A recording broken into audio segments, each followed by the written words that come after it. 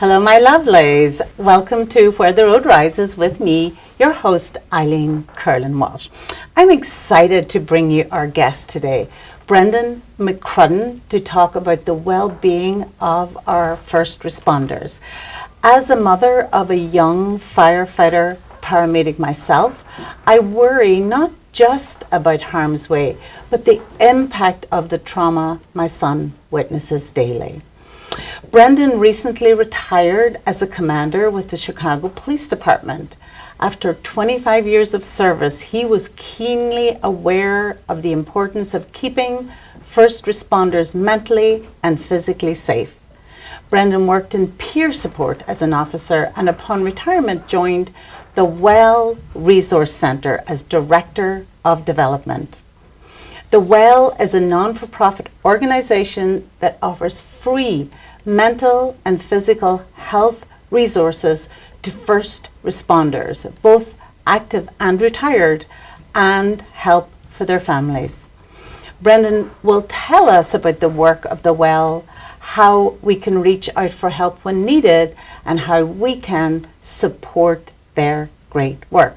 Welcome, Brendan. Welcome, Eileen. Thank you very much for having me out here. Oh, delighted. It's a pleasure to be out here in Palos Heights for this TV show. Thank you very so much. And I'm really excited to hear about the resources the really deeply needed resources you're going to tell us about today, Brendan. So why don't we start by telling us a little about you, your story, your journey from being in the military all the way through the Chicago Police Department, climbing the ranks, and how your interest in the mental well-being of first responders, how that developed. All right, I will.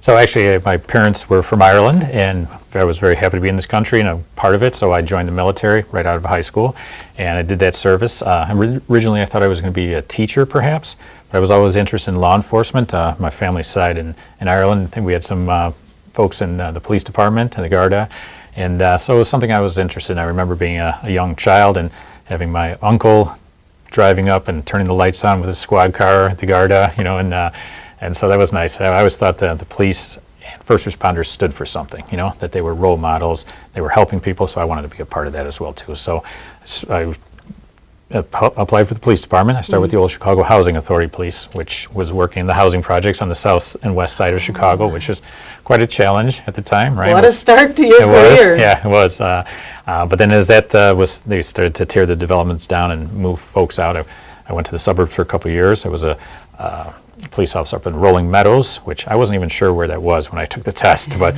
my dad used to take me out to Arlington Park racetrack. And so when they said, oh, it's right next to the racetrack, I was like, okay, I know exactly where that was. So it was a small department, great people, but I didn't feel I was helping enough folks. I thought I had a better chance to help people working back in Chicago. So as the slow recruitment process for Chicago went through the steps, when they called, I said, okay, I'm going to work back in Chicago again. I still lived in Chicago, and then started there, worked on the west side in the 11th District, and slowly I was blessed and fortunate to work with so many wonderful people. I was a detective, I was on the SWAT team, I became a sergeant, a lieutenant, a commander, worked all throughout the city. Very lucky to have that experience being all over the city. One of the reasons I became involved with mental health was my first partner on the job, actually. We worked together. He was my field training officer. Later he became a sergeant, so I worked for him as a sergeant.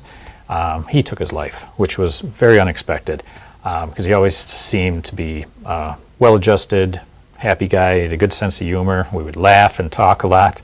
But as we had different assignments, I was less in touch with him, just because of the way our job works, different shifts and different days off. So I hadn't talked to him in a little bit, and then I found out he committed suicide, which was an absolute shock to me. I was angry and upset. Like, why would he do something like this? Why wouldn't he reach out? So then I started trying to learn a little bit more about mental health. And actually, a friend of mine from the military had killed himself as well too. But that was, now I heard two different things that had happened, and I said I'd like to try and do my little part to help out with folks. And the department was slowly trying to realize that mental health is something we need to pay attention to. Your physical health, you need to have mental health as well too. You need to be physically fit, but mentally fit also because of what we see on the job and all the stresses, working weird hours and shifts and not sleeping well and going to court and then working double shifts and things like that. So the department started a program called peer support, which was officers who were trained just to basically listen, be an ear to listen for other folks, to keep an eye out for, see if somebody needs some help, and just be there after critical incidents or traumatic incidents, just so they would trust another police officer, saying, hey, we're part of the department. If you want to talk, we're here to listen. So I kept doing that all throughout my career and my different assignments a little bit. And as I rose up in ranks, some people didn't want to talk to me because like, oh, he's a sergeant, or he's a lieutenant. We don't want to talk to him. But they were more comfortable talking with their ranks. Troop but I talked peers. exactly. But I talked to sergeants, lieutenants, or whatever. As I was a commander, we were just trying to reach out and just, hey, we're here to listen, you know. And the department many departments are starting to take it more seriously as far as mental health. And I think one of the reasons why so many first responders are reluctant to reach out for that is because, hey, we're tough. We're people of action, you know. We show up on scenes and we handle things. Like your son, when he shows up on the scene as a paramedic, he's there to sort things out and get things organized, take those immediate steps to save a life, right? So we're used to that. And we don't want anyone to think that we're weak or that we need help or anything like that. We're trained and we're the go-getters, right? Yes, That's yes. And I think that is a bit of the stigma. Same with the military as well, too. You know, we're trained and we're hardened and we're tough. I don't need any help, you know. But I think we forget that, you know, if someone breaks their arm or gets injured or hurt in the leg, well, you go to the doctor, you get your leg fixed, you know, you get a cast on your arm or whatever, you get stitched up. Nobody would say anything about that. We have to remember that mental health is just as important as the physical health. So that was what got me involved in that stuff. Now, if I can move on to the Well Resource Center, right? So the Well Resource Center, I found out about it as a district commander. This was during the COVID-19 phase. So a guy came to the station and one of the officers introduced me and he said, hey, this is a guy, his name is Matt Blair. He's a pastor. He really cares about first responders. He just has all this hand sanitizer that was donated. He'd like to pass out to the officers because that, you know, COVID-19 is like, oh, keep your hands clean, you know, sterilize everything and everything. Right, exactly, the early days, right? So he also said, well, can I thank the officers at roll call? Absolutely. Anytime these officers can get a thank you, they appreciate it, right? So he spoke to them, and again, just expressed his appreciation, so I got to know his story a little bit. So he was a pastor and a young guy. I always think of pastors as being older, you know, but he was a young guy, relatively young, and him and his wife started this organization initially to help inner city youth, you know, keep kids out of gangs, get them involved in sports, and move them in a positive direction. So his brother is a Chicago police homicide sergeant, which again, he's working on the west side, some of the busiest areas of the city, and sees a lot, right? And hearing all the things about the police department and the stress that first responders go through, he decided to change gears. And a few years ago, unfortunately, we just had a bad run of suicides. There was a lot of officers that were taking their lives. They weren't reaching out for help, and it was kind of like an epidemic, you know, it was really shocking. So he decided, I'm going to try and help first responders. So he switched gears from the youth ministry to helping first responders, just visiting the roll calls and thanking people and saying, hey, if anyone wants to talk, I'm available. And again, the police being the suspicious type that we are, who's this guy? What does he want, you know? But little bit by showing up at these roll calls and being consistent, guys started to say, oh, okay, and they knew his brother. Brother was a fantastic guy, great police sergeant, so there was that little bit of trust as well, too. So he started, you know, I don't know if you want to say chip away the barrier, break the ice a little bit, you know, so now people started talking to him a little bit, and then he got invited to other districts, and hey, why don't you come visit our district? And as this started to grow, he said, well, there's obviously a need for this. So he was able to recruit some therapists, licensed therapists and counselors who wanted to help first responders. They started helping as well, too. They started renting a space on the northwest side of Chicago. The goal is to actually build that up and then open one on the southwest side of Chicago as well, too, because that's where a lot of first responders are. And the location is close to the suburbs because initially it was the Chicago police that were showing up. Well, then the fire. Hey, what about us? Oh, paramedics, dispatchers. We can't forget about the dispatchers, too. Then some of the suburban officers and agencies started saying, hey, can we come? Can we be there as well, too? Absolutely. Everyone's welcome. What I liked about his approach was that it's not just this is a therapist's office that you go to and talk to. It's cold and clinical, and you walk in and talk to a counselor, and then you walk out, and there's the stigma of that still too. You know, so he wanted to have it to be a destination location where other resources are available. So there's basketball. You know, people can come play basketball. There was yoga. There was jujitsu. Right. There was activities for the kids. They would do some bike rides and some youth, sports stuff. And I think that kind of breaks down a barrier as well, too, because someone could say, oh, I'm going there for the basketball. Oh, my spouse is going there for the yoga or something like that, you know. And if they find their way into some counseling or therapy, great. If not, there's still that sense of community, that this is a place that you're not afraid to walk into. You're not walking in there kind of ashamed to go into, because there is still that. People don't want someone to say, with that stigma of mental health, that, oh, I'm weak, or I'm not able to handle this. There's also the fear that if it's reported back to the department, that they might lose their job or their active duty status, So he was doing all of that, and the other thing I liked about it as well too was that they don't charge anything for their services. So there's no charge for the officers. They don't take medical or insurance cards or anything like that. There's no connection back to any department, and it's not in competition with any official employee assistance programs. Is that this is another option, right? And the way they fund it is just good people, who care about first responders and their families. So there's individuals who donate. There's businesses, there's foundations, some of the labor unions that say, hey, we want healthy first responders, and we're willing to basically put our money where our mouth is. So if the first responders are healthy, they're going to help build up healthy communities. Right. I liked also too that there was the spouses and the families, and active and retired. Yes. Right. So sometimes someone might never ever get to the point of suicide, thinking about suicide, but is their family life messed up? Are they going through divorce? Are their kids alienated from their parents? Is there all those tensions and things like that? So, as a way to bring that together, so it's a way to save careers, save relations, save marriages, things like that, or just make people feel better about what they're doing, so that they're not disillusioned about their job. They don't feel bitter about the department, whatever department it may be. So when I retired, Matt, I had, kept in touch with him. I'd volunteered at a couple of events, and I said, well, I'm going to be retiring and still want to be useful. And he said, well, why don't you help us out? And I said, well, I don't know. I've never done anything like that before. He said, well, we're growing. We need some help. Maybe we can, maybe you can come on board and give us a little hand. So that's what I've been doing since I retired a few months ago. Yeah. Brendan, and you mentioned, so we talked about the unfortunate levels of suicide. I believe there are also a high degree of divorce in first responders. So I think that's terrific that you have what you call relational help, whereby you explore the relationships, make sure that we try to keep the family and the relationships of the officers healthy, as well as they themselves mentally well.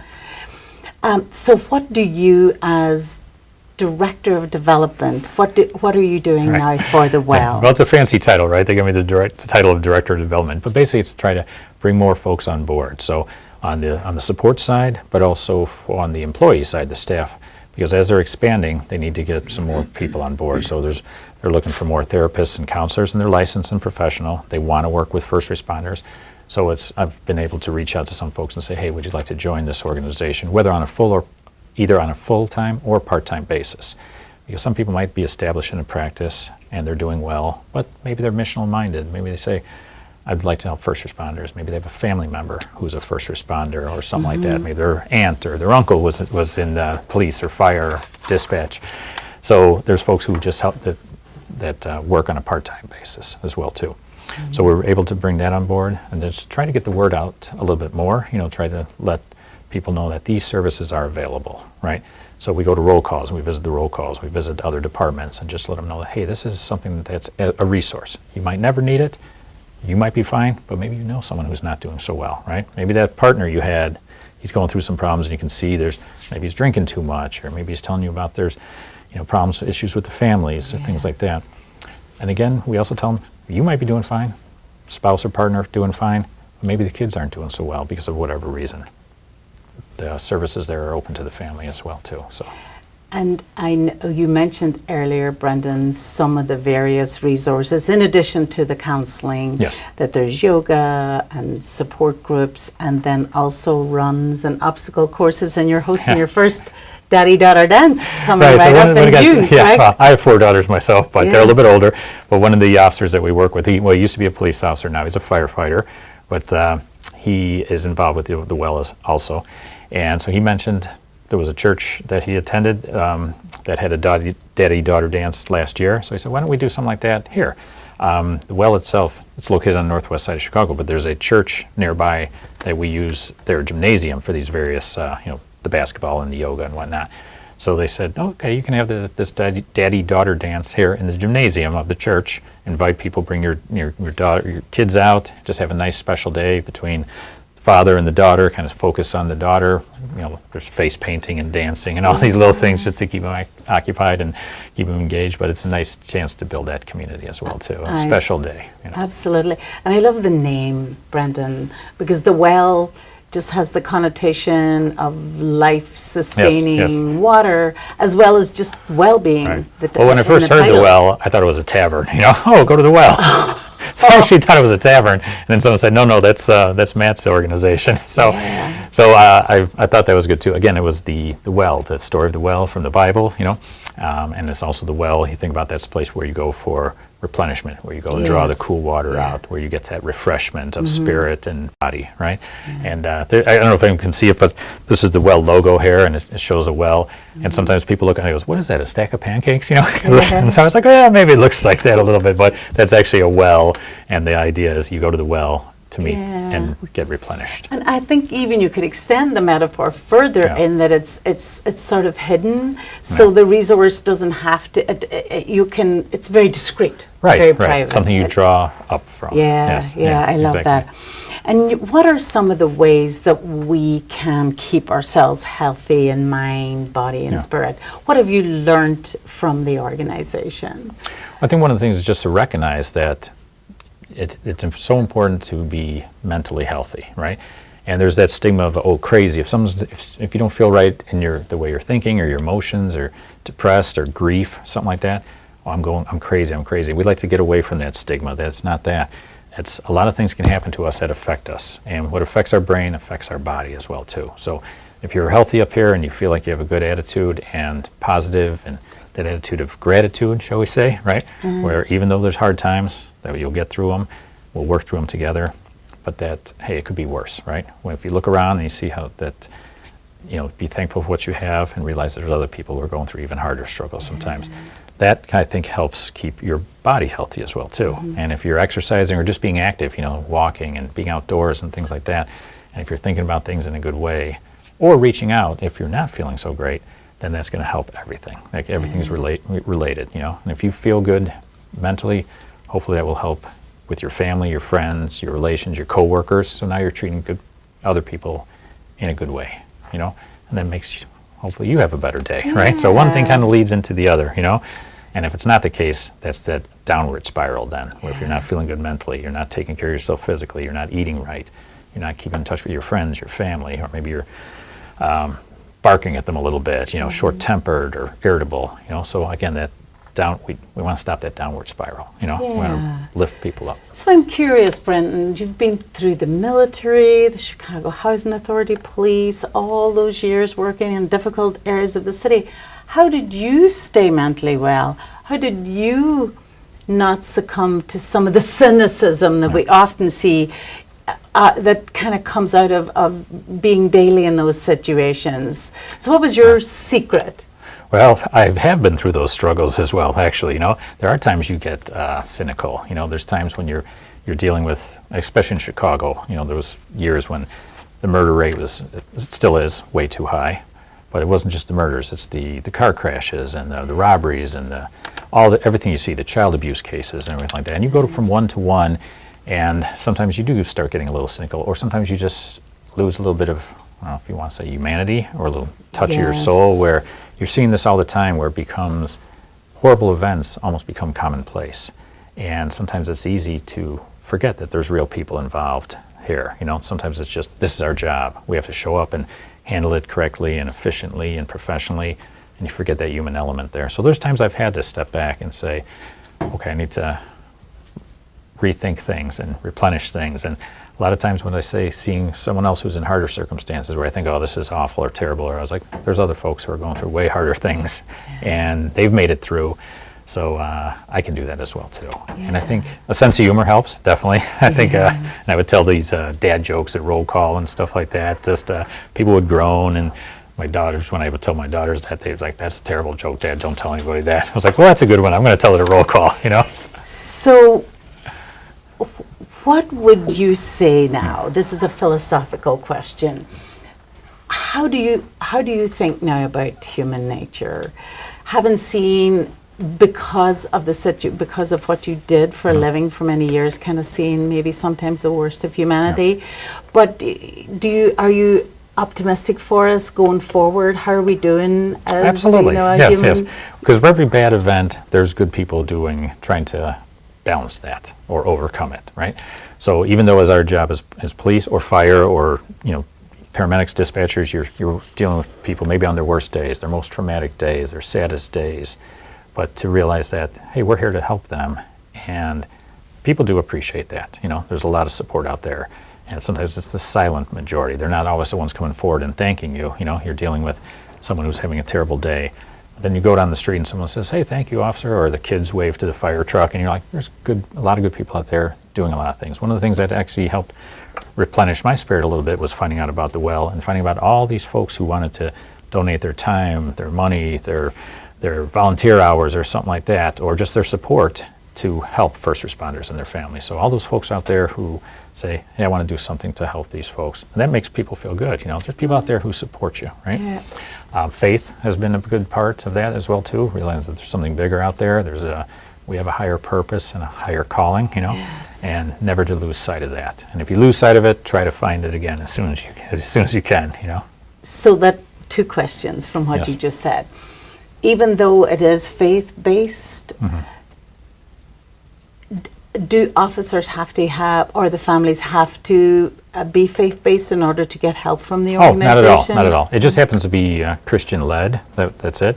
I happen to be Catholic. Matt is not Catholic. So it doesn't matter. There's people there who have no faith. Particular denomination, And there's different faiths as well, too. The main thing is just to have you be healthy with yourself, your family, your job, your career. That's the whole thing, and it doesn't matter. If someone finds their way to some sort of higher calling or greater purpose, that's fine, but not necessary at all. So anyone is welcome there, regardless of their thought process, and whether they're anything from atheist to fundamentalist. It doesn't matter. Yeah. Oh gosh, because good is universal. Yeah. And you mentioned that it's so heartening to see that people want to be involved and Yes. want to help. So let's talk a little bit about how you are supported and what can the community do? Right. Either private businesses, private families. Yeah. What can we as a community do to support the well? That's a great question, and I'd say at the very basic level, just when you see first responders, just thank them. A quick thank you, a wave, or something like that. There's some people give the 5-finger wave, and a lot of times officers see the 1-finger wave, which is a lot different, right? So I think just a little thank you is great. Let them know that they're appreciated. I think that's always wonderful. Steps beyond that would be like the Well Resource Center. Again, we have this location on the northwest side. We would like to expand to the southwest side at some point in the future. So, anything that someone would like to be involved with. Some of the volunteer events. One of the things we do around the Christmas season is we get pizzas from Lou Malnati's, which is is a business that supports the well and first responders, and we'll take them to the different districts where we serve the officers. We don't just drop the pizzas off there. So pizza, salad, desserts. Around Christmas time, we'll decorate the community room in the district station, make it festive and Christmassy, and we'll have volunteers from some of these organizations that support us and some of our volunteers, and we'll go out there and we'll actually serve the officers when they come in from roll call, the afternoon crew, the midnight crew, the day crew, and we're there to serve them, make it a nice environment, come in, sit down, have the pizza, express that thanks one-to-one, and you can see that it affects people. They're like, oh, really, why are you guys doing this? Well, I tell them I'm retired first responder, but some of these other folks are no connection to the police or fire. They just say, we just want to thank you for what you do. And you can see that makes a difference in their outlook sometimes, yes. Have you sourced a site for the south side yet? Not yet, but if anyone has a good idea or a good location, please let us know. That's certainly All right? something our community can be thinking about, because Right. we do have a very concerned, a very kind viewership. Yes. So that's certainly something that we can all Yes. be having a think about. And one of the things too, like some of the foundations or the unions that support the Well Resource Center, one of the things, the way we can try to give back to them, and so what we'll do is we'll go out to them and we'll just give them a little briefing, little updates at some of their meetings. Like recently I was at the Steel Erectors Association, we were at the Plumbing Contractors Association, just to go out there and let them know about some of the resources that are out there, because this was something I didn't know before joining the Well, that after police and first responders, one of the highest suicide rates actually is in the construction trades. And I didn't know that before.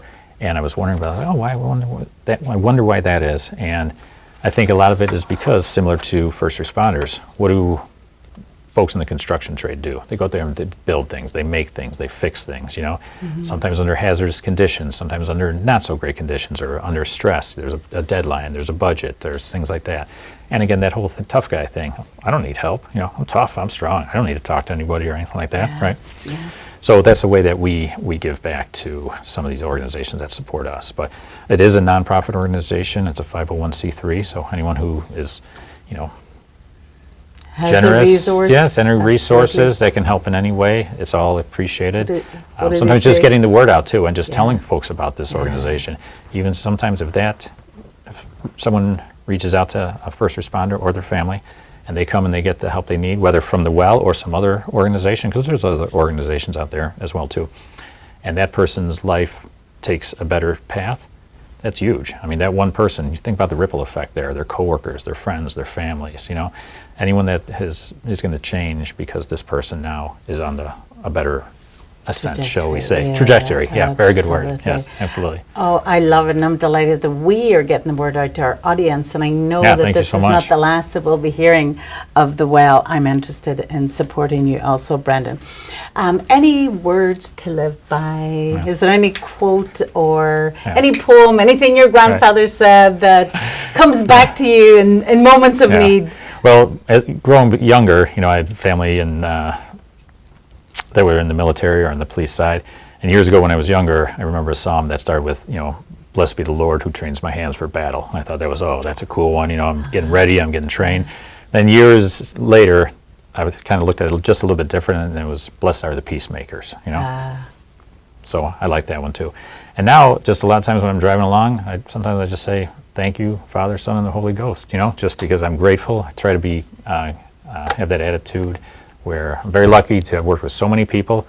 I'm sorry we've lost so many people. There's more officers that die by suicide than die by violence or car crashes or anything like that. So if we can, and years ago when there was, most officers died from violence. It was, what do we do? Better tactics, bulletproof vests, right?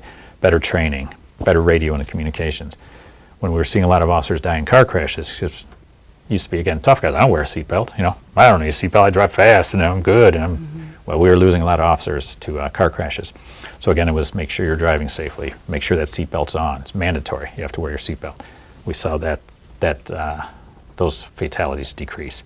So now, with the most pressing issue being suicide, whatever we can do to lower those rates and keep those officers on the job, first responders, I keep saying officers because came from the police side, but first responders across the board, what we can do to lower that rate to the point where they don't consider suicide. They go and get that help they need. They're able to stand up and say, I want to talk to someone. I want to reach out. I want to work through some of the stuff that I've seen or experienced in my career. Then we can beat that. We can make that battle better, right? Oh, blessed be the peacemakers. Well, we are lucky, and the Well is lucky to have you, Brendan. Such a beautiful soul with a marvelous mission. I love it, and I know our viewers will too. And if you want to know more about the Well, let's give our viewers, Brendan, the best way to contact the organization. Okay. Well, they can reach out to on the website. There's links there, and that's thewellrc.org. So the Well RC standing for resourcecenter.org, right? I'll actually give out my phone number as well too if anyone wants to reach out, if I can provide any more information. That's 773-758-1643. Again, 773-758-1643. Available to talk, answer any questions, anything along those lines. And I appreciate so much this platform, this forum, and it's great to talk to you here. And then thank you guys so much for caring about this. Thank you. Thanks for your insight. Thanks for your service, and thank you for your humanity. And thank you, viewers, for watching. We will see you next time on Where the Road Rises. Until then, goodbye. Thank you so much. All right, bye, everyone.